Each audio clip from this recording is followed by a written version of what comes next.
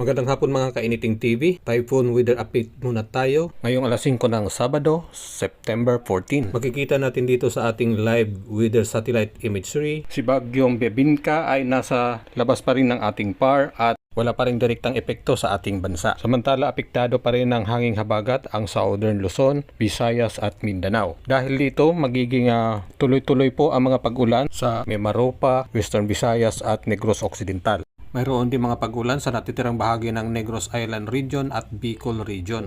Nadulot pa rin po ng hanging habagat. Maulap naman at may kalat-kalat na pag-ulan, pagkulog at pagkidlat sa natitirang bahagi ng Visayas, Zamboanga Peninsula, Barm, Socsargen, Caraga Region, Northern Mindanao, Batangas, Zambales at Bataan. Posible naman ang mga kalat-kalat ng pagkapag-ambon, pagkulog at pagkidlat sa natitirang bahagi ng Mindanao.